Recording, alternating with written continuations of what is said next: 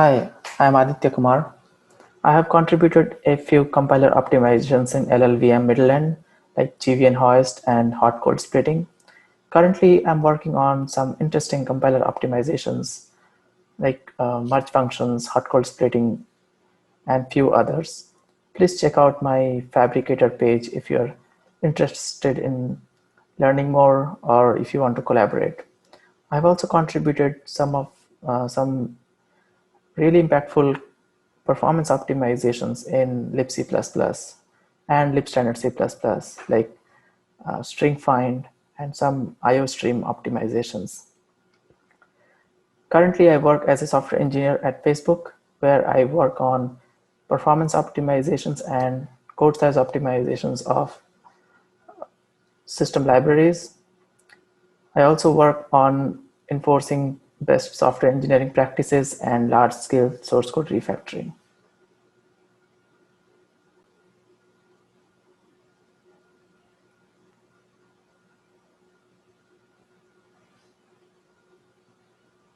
In this presentation, I'll be talking about code size compiler optimizations and techniques for embedded systems.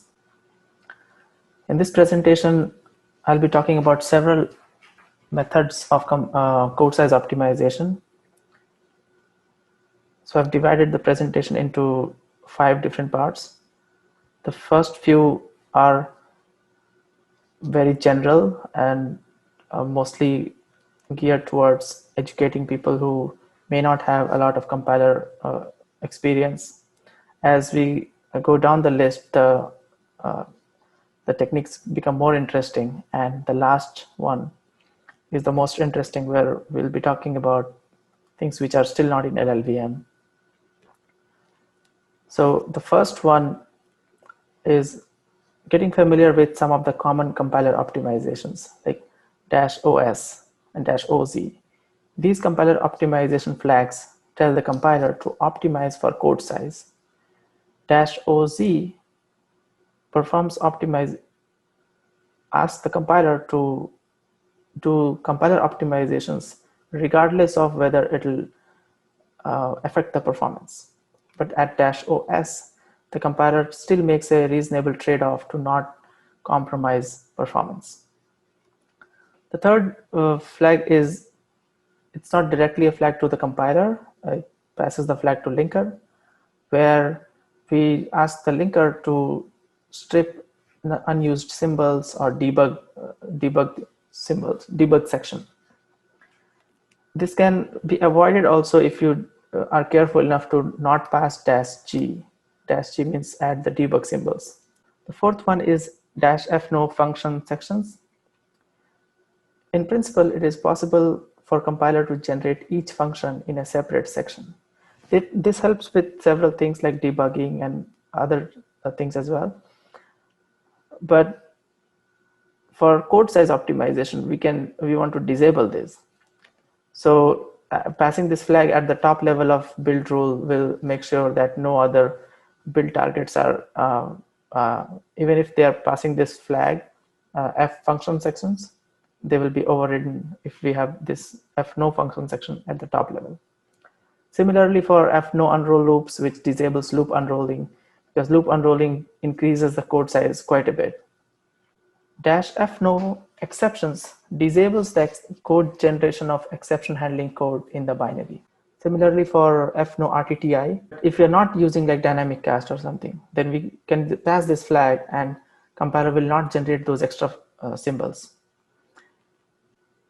There are different strategies to generate the code generate the switch statement. One of them is jump tables, which is the most common one. And by avoiding jump tables, the compiler will generate the switch statement as a sequence of if-else or some other strategy. So that may save code size. There are some compiler optimizations which may require some additional work, like enabling link time optimization. In full LTO, what happens is the compile time increases dramatically because of the code size. The memory footprint of the compiler increases. With thin LTO, the code generation is still parallel, and some of the steps are sequential, where compiler collects information from different modules and gives most of the advantages of full LTO, but still the compilation time does not suffer as much as full LTO. But they both save code size quite a bit. The third option is like a variant of identical code folding. In LLVM, we have fmerge functions, which is not enabled by default. So you might want to try them. It'll save code size. What it does is it deduplicates identical functions and hence save the code size. Other optimizations like GVN hoist and GVN sync, they save some of the code size, not quite a bit, but it is useful to try them as well. Machine outliner is a recent compiler optimization in LLVM. It saves quite a bit of code size. I believe it is only supported for ARM64, so you might want to try them as well. The next option is enabling hot-cold splitting. Hot-cold splitting by itself does not save code size, but if we use hot-cold splitting in conjunction with merge functions, like scheduling hot-cold splitting before and then merge functions, what happens is hot-cold splitting outlines some pieces of code from cold parts of the code from a function. And in many cases, these cold parts are very like similar or identical. And a very common example is assertion handling code. So the false part of assertion handler has calls to a function which fails the program, like it'll exit the program. And that is very similar in most of the assertion handling part. They can be deduplicated. The last option is playing with the inliner threshold.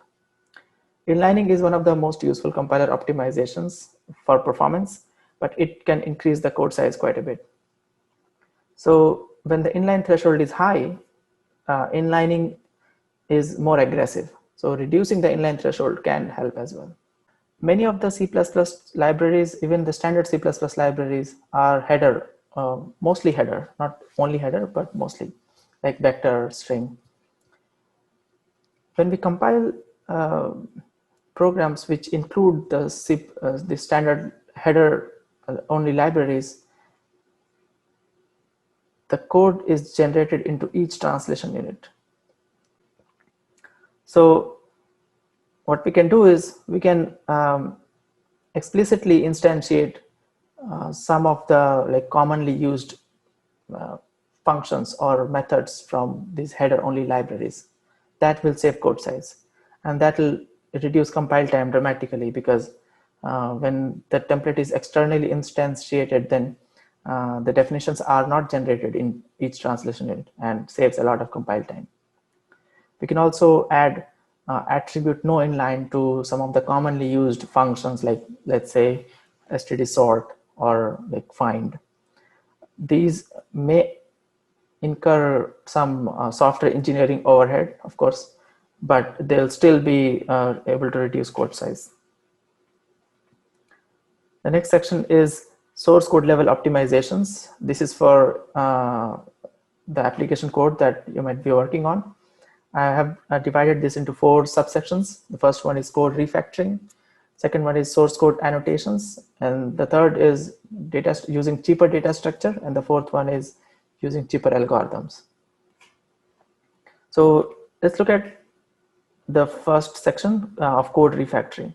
It is a general practice where many people write function definitions in the header file, assuming that these functions look small enough.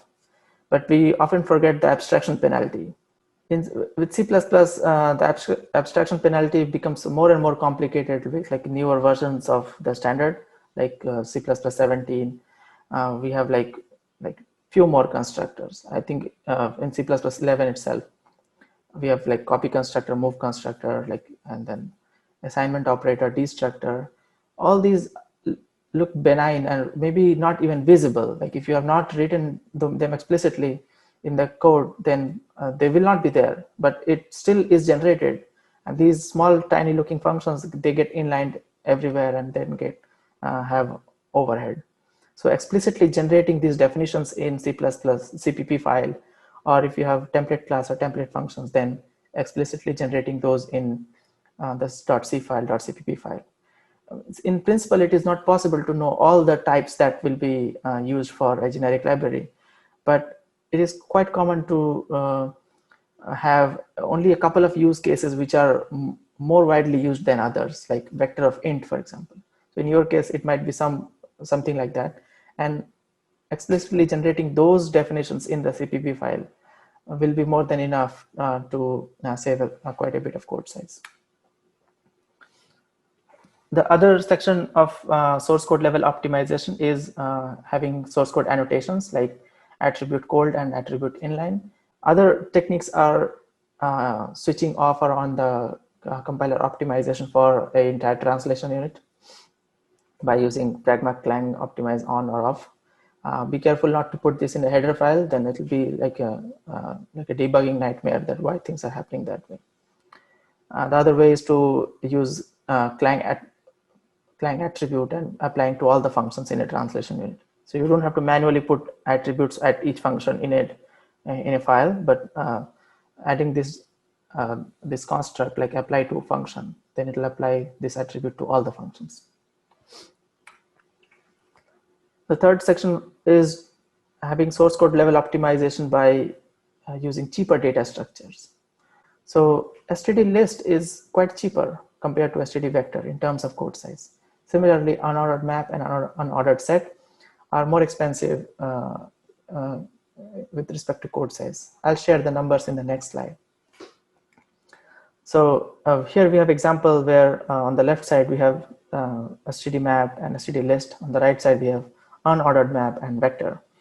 In the first case, we see it's a small program where we just declare the map and assign a value and return one of the values of a map so that the compiler do not optimize this map altogether. Like the compilers are very smart these days, so we want to be just sure that the map itself is not optimized. So on the left side, we have code size footprint of around 14 kilobytes. And on the right side, when we used unordered maps, the code size footprint is around 15 kilobytes. So in a small program, we have overhead of 1 kilobyte. Similarly, for list, the code size footprint is around 13 kilobyte, but when we use vector, it is 14.3 kilobytes. So again, 1 kilobyte for a very small function. It is totally possible that in your case, vector gives a less code size, which is weird, but it is possible. But the thought I want to share here is, while using data structure, we should have this in mind, like why are we using this data structure? So it's a small program where list, for the first time ever, list wins over vector when we are talking about code size. But we have to measure, basically. In your case, it might be different. But it is a different one way of thinking about it in terms of code size. The second, the last subsection here is follows from the previous one by using cheaper algorithms. So this may also be, again, slightly controversial for many people. Like we commonly use quicksort for sorting. Quicksort is not a few lines of code. If you are very interested, I would encourage you to look into the C++ standard library implementation. Like it calls insertion sort and all kinds of tricks it does to make it faster for some use case that was benchmarked at some point of time, right? But it may not be very useful in our case. What if we don't care about performance? What if the container size is small enough? Using bubble sort can be very small, like really few lines of code. Similarly, we use binary search, and we can use linear search. Linear search is, I don't know, like 2-3 lines of code. Binary search may be a few more lines of code. The other thought I want to provide here is, like, why should we even sort? Like sorting, the purpose of sorting is to have faster searching at later point of time. Like what if the search was not required to be super fast in the first place? So we can do like the slowest linear search. In many cases, linear search is much faster, even compared to binary search also. Like what if the container size itself is like 8 elements or 8 integers, for example.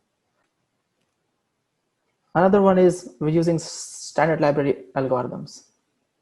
Like instead of rolling out our own like this our own pseudo memcopy, we can directly use memcopy of C or C++ library. On the left side, we see it is 10 instructions because compiler generates this code. But when we call memcopy, there is just one branch to memcopy, only 2 instructions. Okay, the next approach is to get insights into the source code. These are not very popular techniques, but when code size becomes like bigger problems, then we can resort to these techniques as well. LLVM provides a couple of flags like f instrument functions and f patchable function entry, where we can use these to collect information from application at runtime. And once we collect this information from like every function, we can, using that knowledge, we can explore what are the code size optimization that can be done. I have implemented function entry instrumentation. It has a very low overhead. It is lock free. And I have put this for review. It is much low overhead compared to other facilities we have like patchable function entry or X-ray instruments that we have.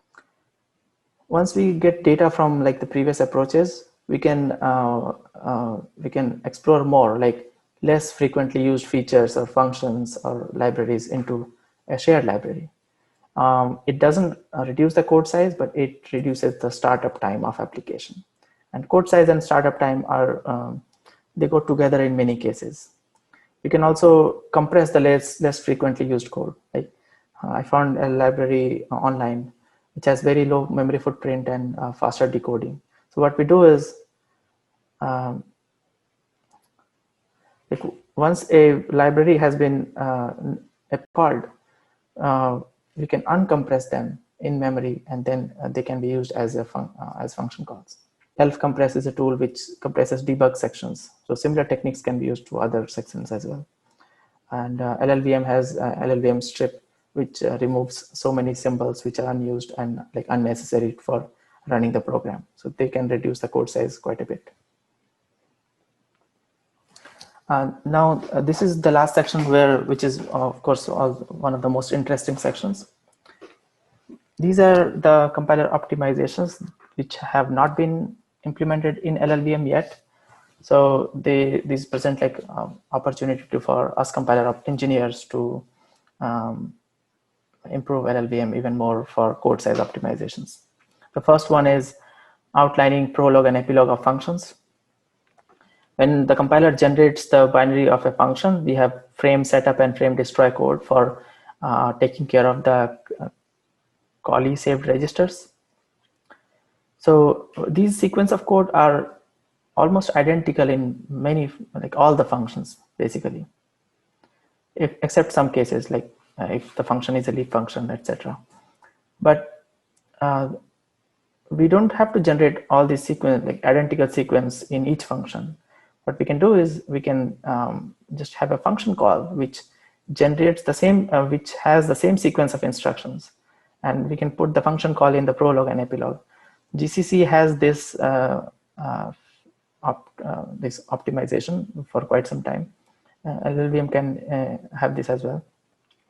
The second one is having short int. It is useful for some embedded applications. They have issues with standard compatibility and like maintenance issues, but what if the integer can be shortened to like, I don't know, like 16 bits or 8 bits, depending on the use case. Like some cases where we don't really need like 32-bit for an integer. So these can be done as well. They'll save quite a bit of code size. Support for popular attributes and pragmas, like attribute opt size and attribute pragma GCC optimize OS. These can help selectively optimize for code size. LLVM has attribute cold, but and cold does, when we put that attribute, it is optimized for code size. But semantically, these are not same. So there might be differences once we have this opt size attribute implementation. The fourth one is basic block reordering to minimize code size. Like when the compiler generates code generates the function, the call graph, sorry, the control flow graph, which there is a specific order that is selected based on the cost model. Right? Now, depending on the cost model, the order will be different, but each order can have different code size footprint because of the branches that will be required to be added. So currently, I believe the basic block ordering is using a cost model for performance optimization. So we can have a similar cost model for code size so that number of branches or some other optimizations are reduced. The next one is splitting the function before inlining. So we have hot cold splitting optimization already. What if we can like put the inliner and hot cold splitting together? There has been some discussion in some of the patches in upstream. This will be interesting because when the LLVM inlines a function, inlining is mostly done to improve the performance, but it is totally possible that the callee, all the parts of callee are actually not hot. Some parts may be cold. So if we split the function cold part and then do the inlining, the next optimization we can implement is deduplicating the code from sibling branches. So like if we have, imagine like then an else branch and then both have similar code. So we have some optimization like machine sync and GVN sync, which syncs identical instructions, but these are not done for like across the entire control flow graph. GVN hoist does this, some of these, and hoist them to common like dominator.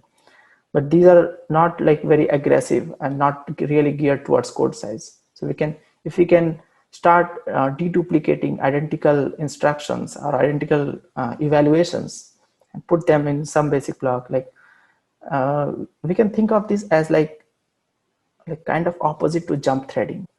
The other optimization, it's like kind of a trick where we can leverage linker and the one definition rule to save quite a bit of code size. Let's say we have two functions which do the same thing. And what if we rename these functions? Like when, let's say we are in thin LTO or like whole program optimization mode, we can like rename the function, and the name of the function represents the body of the code. Like it's a hash, but it is like I don't know, like a bijective hash. So we can reconstruct the function just by looking at the name. Think of that way, so that there is no hash collision. We could totally do hashing, but so I'm not sure if there will be collision or something. But if the name is deterministic, then it will be definitely possible to deduplicate them. So in this small example where we rename this function to f returns 10, and then linker will deduplicate. But I think it is only possible when we are in a whole program optimization mode, or in some cases it can be done in like non-LTO, but it'll require like passing a file and like a flag to do this across entire program, like providing a map of like function and then what it will be the rename, and that way it can be done in non-LTO as well. So I know we have a merge function which can do similar things, but in merge functions, we cannot avoid generating the function, the original function body. So in merge function, the function is name is there and it branches to a stub which has the identical pieces of code, but the first part is still there. So there's still some overhead. But with this trick, that thing is like completely gone. The last one is loop idiom recognition. LLVM has loop idiom recognition, but it still has like several opportunities which are missing. Like I recently found an example where we are not doing memcopy or memset here, and I think we should be able to do that. So there is a link if someone is interested, and like when we can find these small examples, I'm sure there are many more which can be recognized, and we can put these like logic in the compiler to like basically when we recognize a code, a piece of code to be a standard call, then we save code size. But we also improve performance quite a bit in these cases.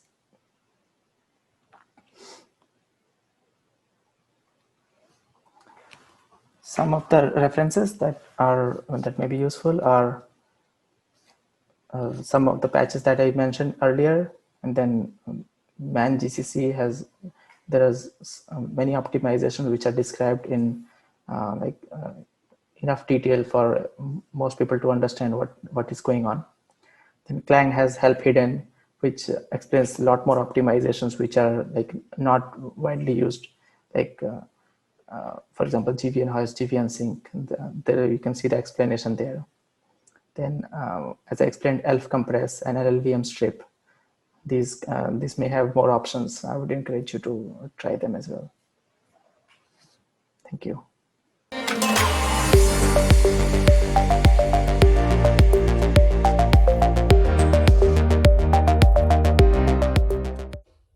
Welcome to the Q&A for the code size compile optimization talk.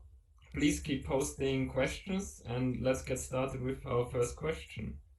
So some optimizations can increase size locally, but can lead to size savings due to optimizations kicking in later on, for example, unrolling. Can we better detect such issues and fix those issues? Yeah, so it's an interesting question. I think some like the example that you suggested, I think they can be implemented. But I would like to point one thing that in LLVM there are still like much bigger code size opportunities, and if we focus on them, we'll get more like big more bang for the buck.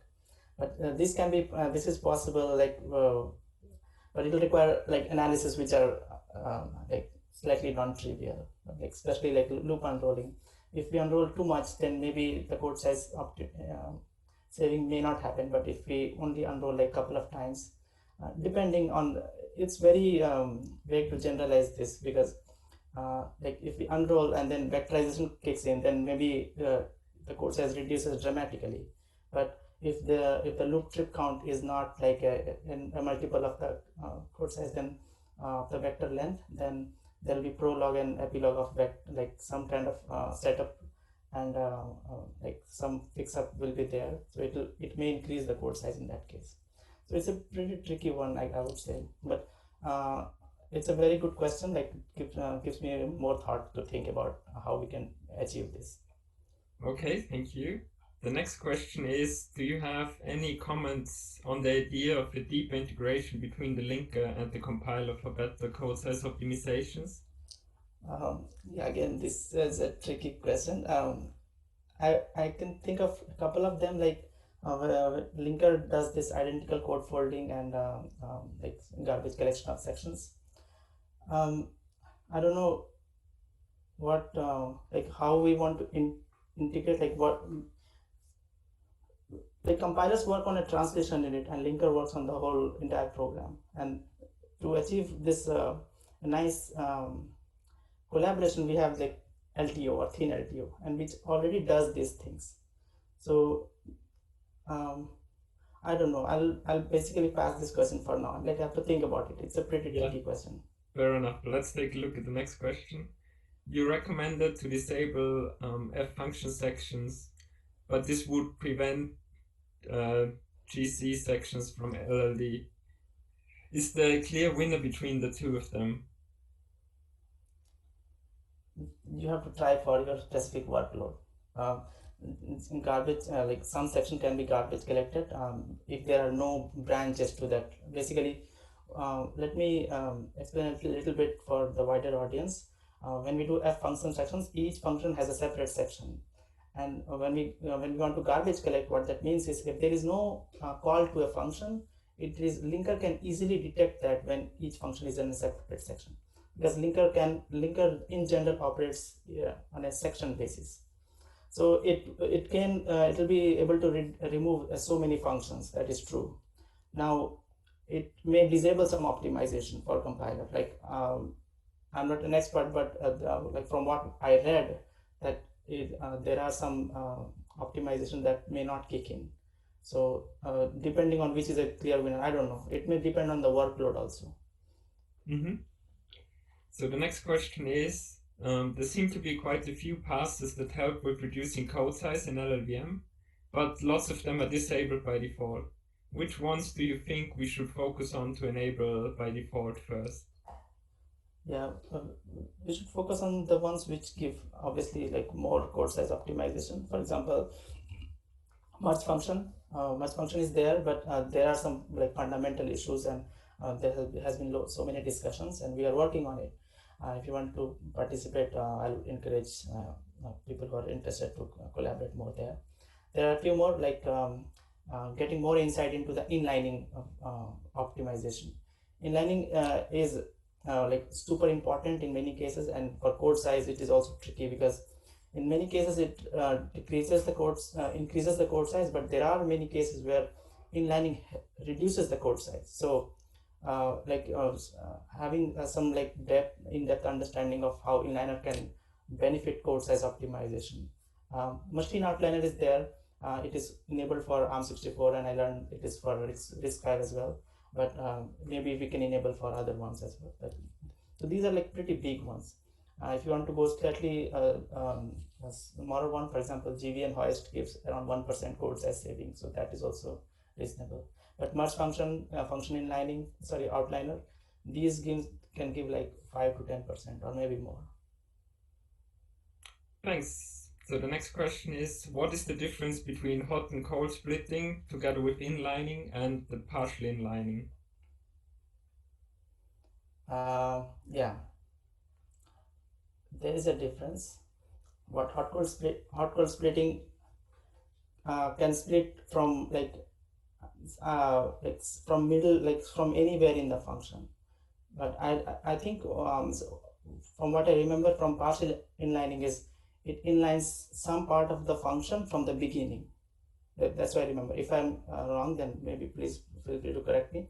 But hot cold splitting moves from anywhere in between the function because that part is cold, and then the rest of the function can be inlined. But like currently, hot cold splitting and inlining are not working together currently in LLVM.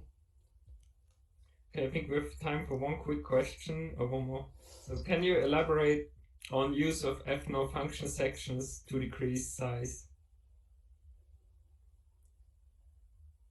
Can I elaborate? Like, just try it on your workload, and then you'll see the data. Okay, fair enough. Let's take another one. Any tips for debugging code size regressions caused by compiler changes?